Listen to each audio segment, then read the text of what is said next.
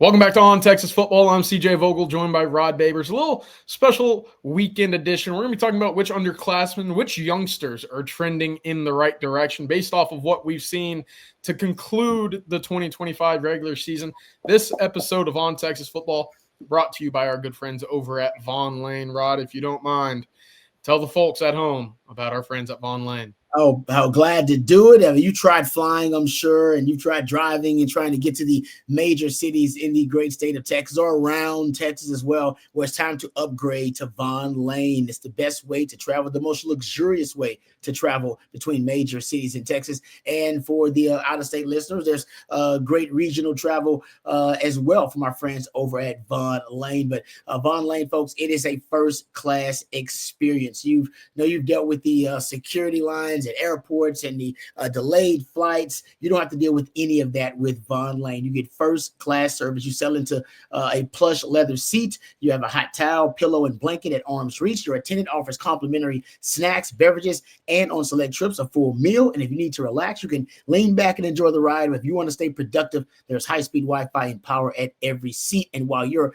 unplugging or powering through, the Vaughn Lane team will be monitoring traffic in real time, using smarter routes and efficient detours to keep your trip smooth and on schedule. And now is the perfect time to plan your holiday travel. You got the holidays coming up, of course. We're in the midst of the holidays. A lot of you may be trying to wrap up some business travel before the holidays, and my friends at Vaughn Lane can offer you the perfect luxurious travel experience. They serve Austin, Dallas, Houston, Fort Worth, San Antonio, also Atlanta, Nashville, Memphis. Visit VaughnLane.com. Use the code OTF25 to save $20 on your first ride with Vaughn Lane. That's Vaughn Lane, elevated regional bus transportation. Thank you very much to our friends over at Vaughn Lane.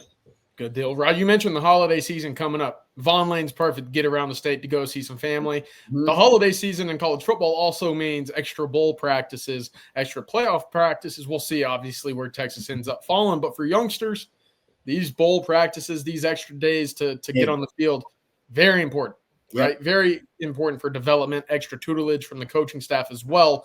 And that's what we kind of wanted to focus on, is which of these guys we've seen over the last few weeks, the last couple of months, are starting to trend into guys Texas will and can rely on moving forward. I want to start on that defensive line, Rod, because obviously Texas coming into the season, we talked about that pass rush, the front seven being a major strength. We've seen it a couple times this year already. Lance Jackson being a rotational piece. As of late, Justice Terry also being a big piece that Texas has relied on in key games. Georgia, Texas A&M making some impactful plays.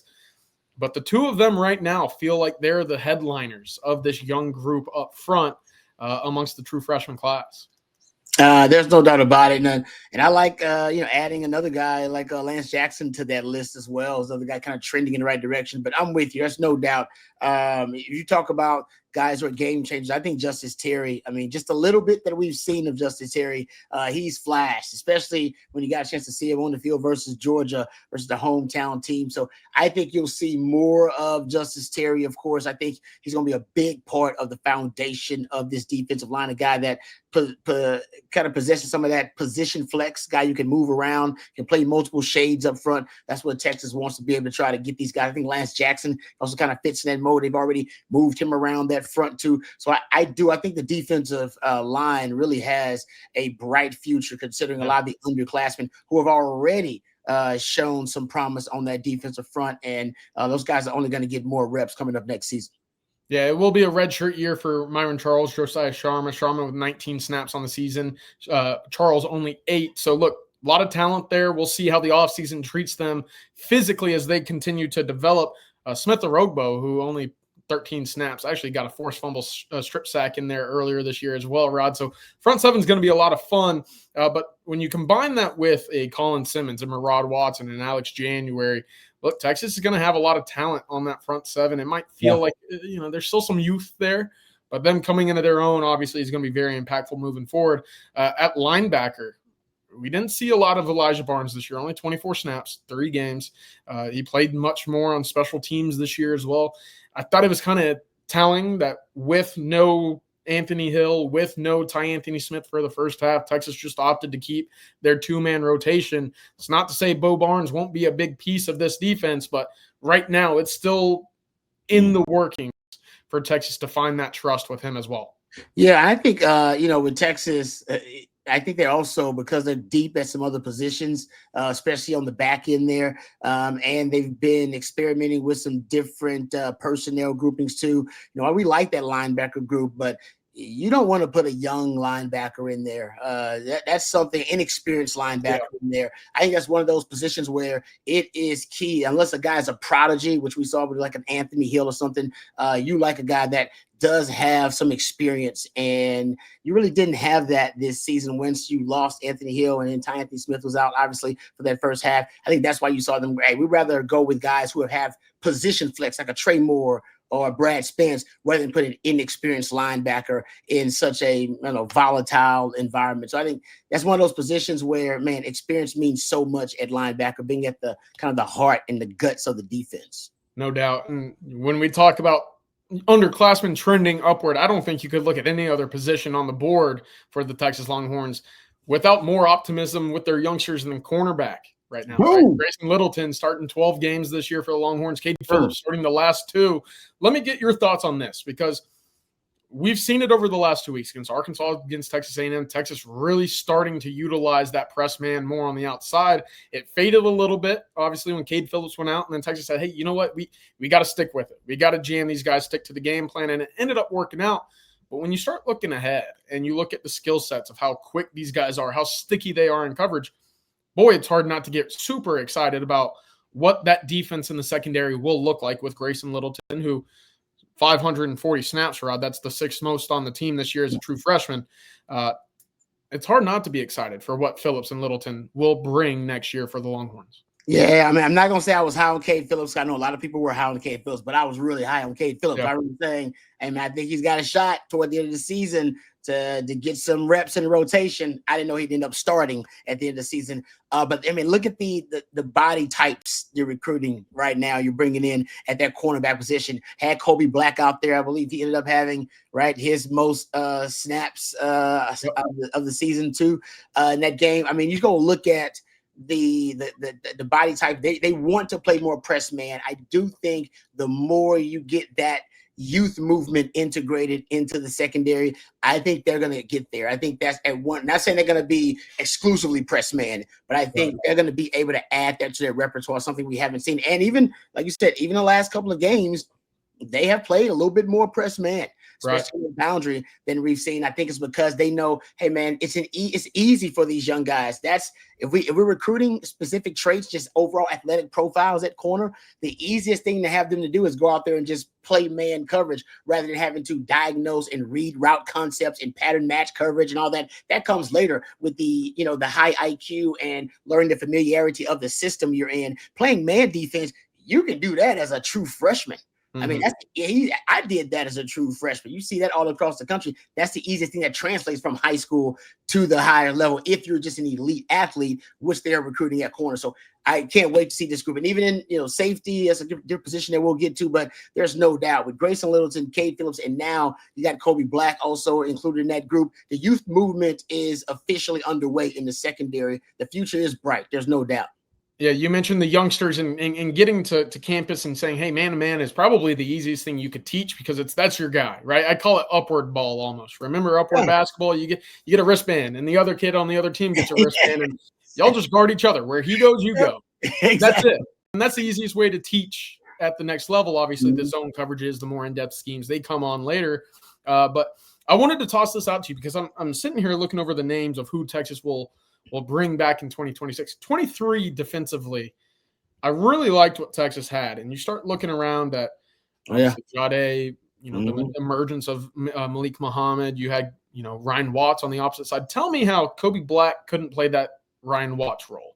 You had Cade Phillips on the opposite side playing kind of that field area.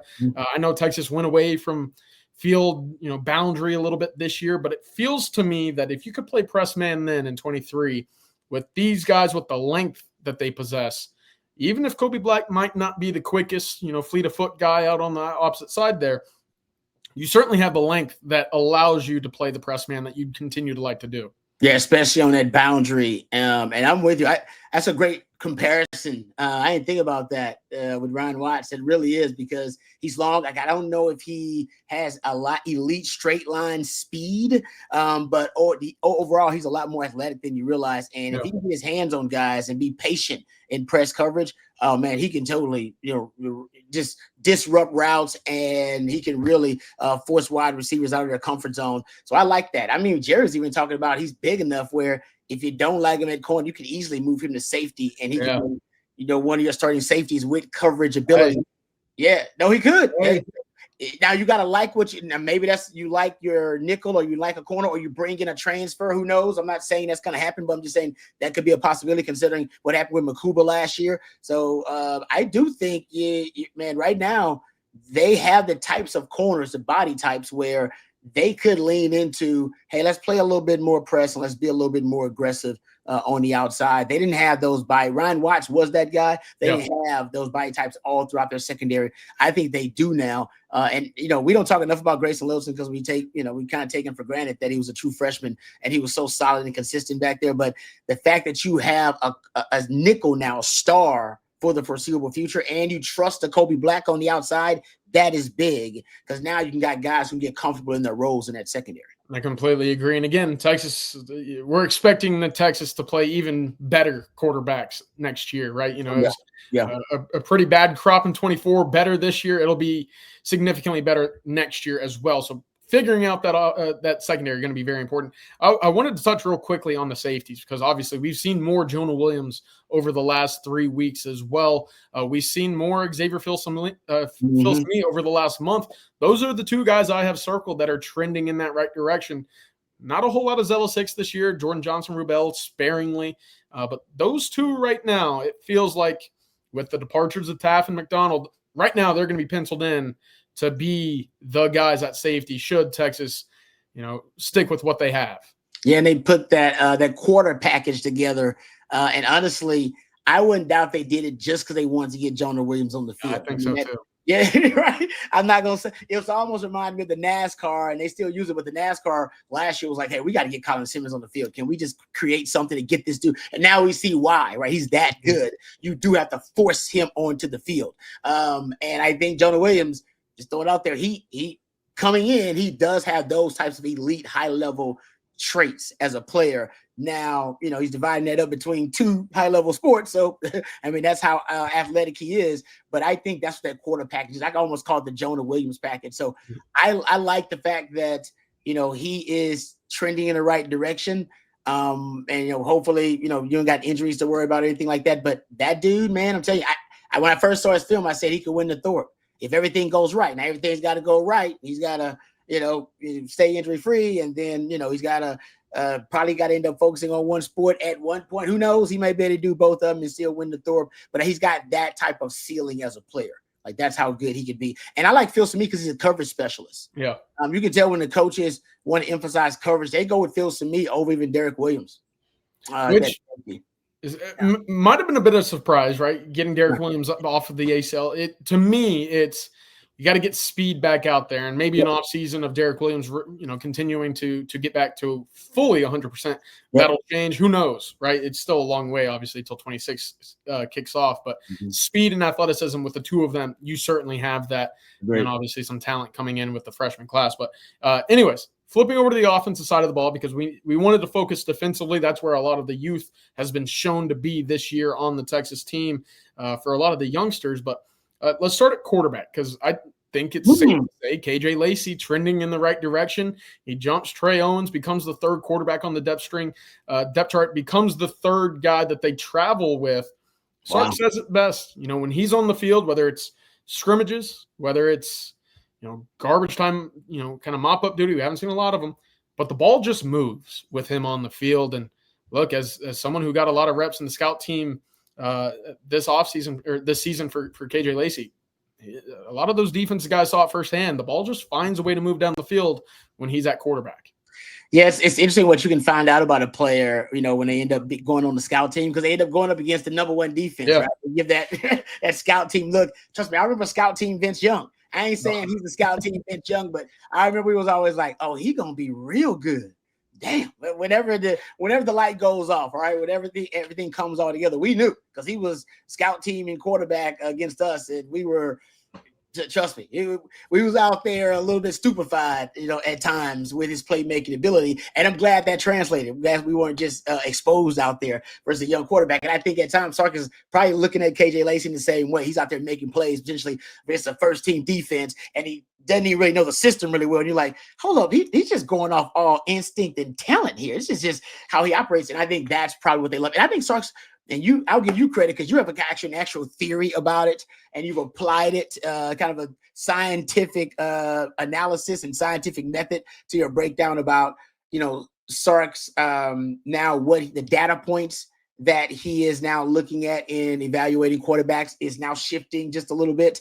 And, I'm talking about how he likes quarterbacks now who are really good off schedule and second reaction. Off script. That's why Arch Manning, right, in the scramble drill, we talked about all the time how great he is at it.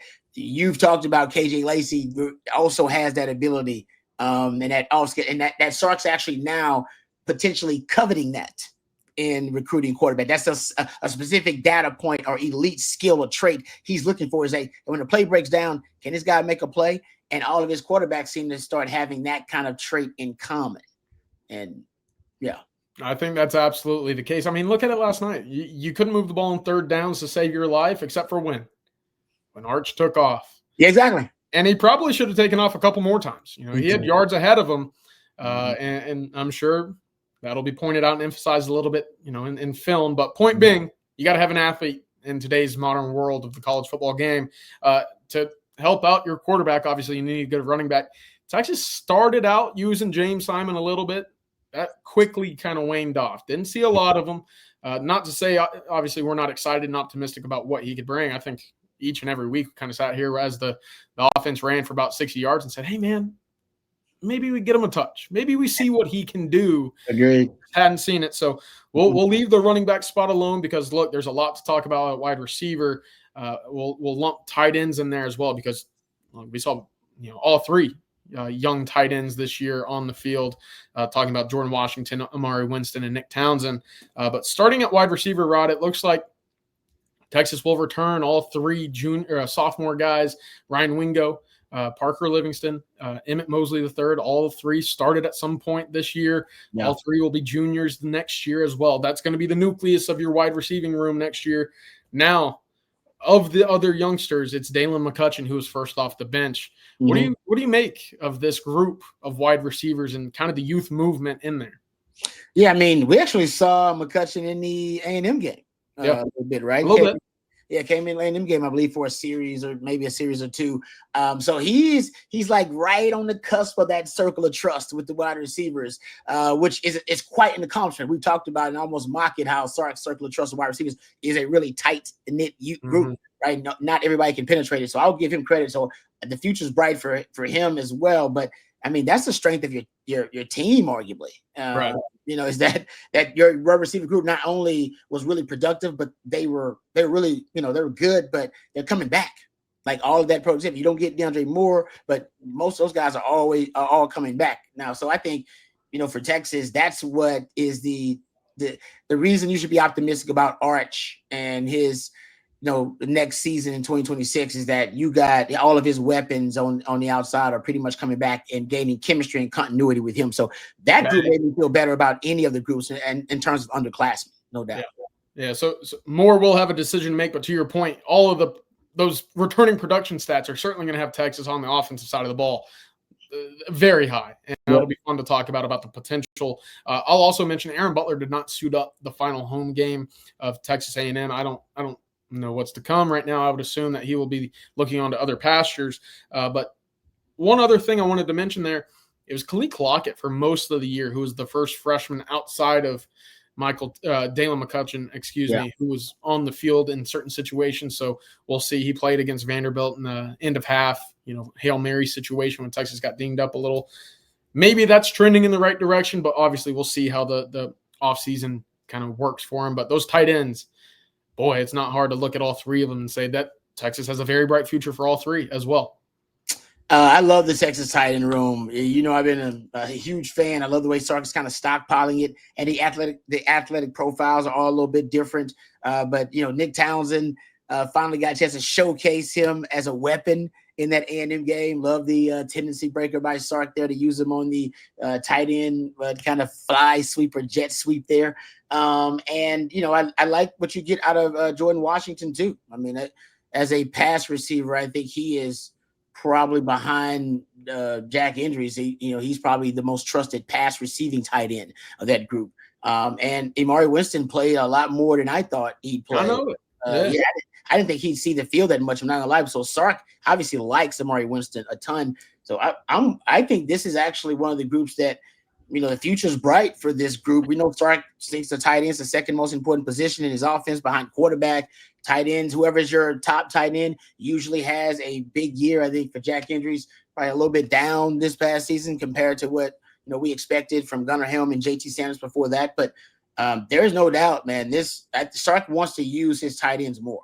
Like he's stubborn about using 12 personnel, and now he's got the most depth he's had and talent he's had at tight end since he's been at Texas. And that's going to be what's so interesting with Nick Townsend is obviously you see Texas throw him on the field. They want to utilize that physicality. Very limited in the playbook right now, right? Mm-hmm. A lot of times it's just, hey, come across, be a, your motion behind the line of scrimmage, split zone blocker, kick somebody out if you can. And that's about it. It wasn't really until Texas A&M when he scored on the 2 that you saw him as basically a key player or focal point in the offense. And so I think that's encouraging is that, hey, as he continues to learn the playbook, he gets familiar. Jordan Washington, Amari Winston, I think, again, the versatility of that trio is going to be really exciting. But now to the offensive line, because this is the big $1 million question. And look, Brandon Baker, pencil him in and stone. This guy's good. We know that he's going to be good at right tackle next year for the Texas Longhorns, assuming Trevor Gooseby also returns. It's the rest that you kind of have to figure out. Texas is going to have 3 spots open. That's the assumption right now. But who really makes that next step? Is it a Daniel Cruz? Is Nate Kibble finally ready? Do they go balls to the wall, getting Nick Brooks acclimated to one of the guard spots? I would assume right now that is going to be the plan because obviously he was, your 7th offensive lineman this year. They trusted him before they moved Connor Robertson, a 4th-year guy, into the center spot. So I'm looking at Nick Brooks saying that's piece number 1 of the puzzle. Then who else filters in? I have to imagine it's Daniel Cruz, Nate Kibble. How does a Kojo return? But right now, we didn't see a lot outside of really just Nick Brooks this year. And I don't know if that's cause for concern, Rod, but give me your thoughts on not really the trending direction, but what the outlook of this young group of offensive linemen might look like. Yeah, I mean, we're talking about, the underclassmen who've shown so much promise that it gives you optimism looking ahead for that group in 2026.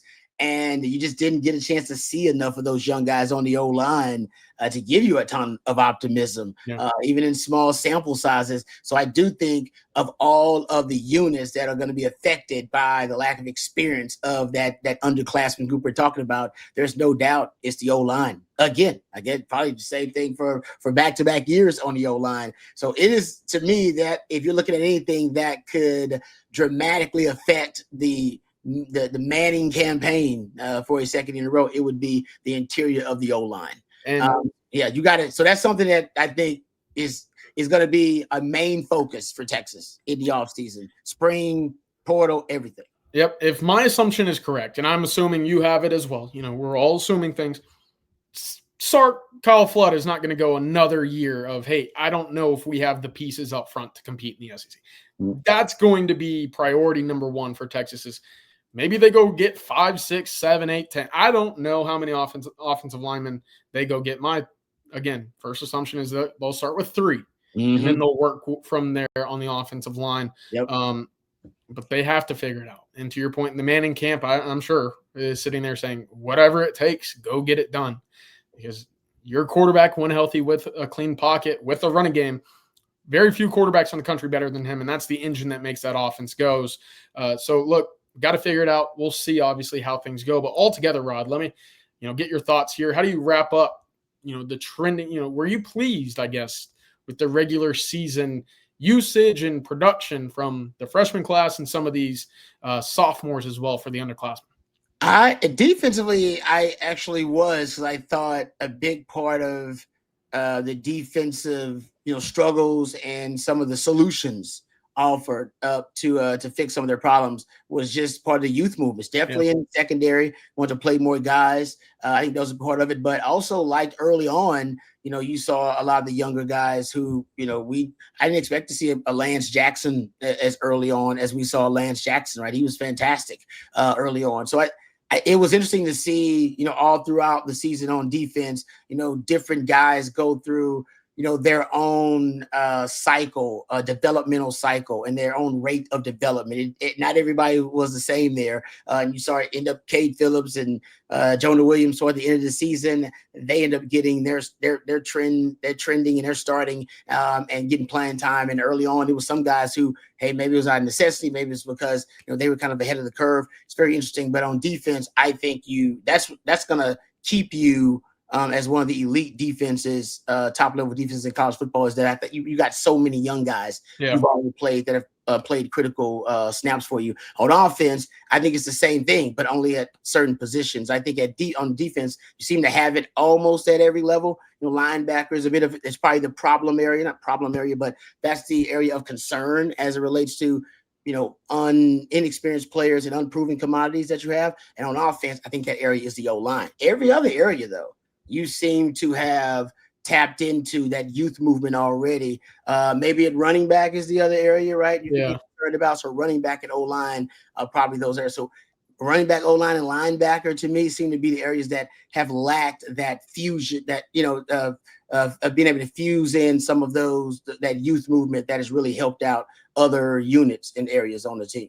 Altogether, look, I think Texas, one, has a lot of talent in the youth groups right now. Two, we saw some really promising things. Justice Terry, you mentioned, Dalen McCutcheon, some surprises of the group, obviously, and some guys that we totally expected to be on that chop and block for the Longhorns. But it's going to be a fun offseason. And look, there's still football to be played, but we wanted to kind of highlight how some of these youngsters are moving in the right direction. And Rod, you can certainly talk about it.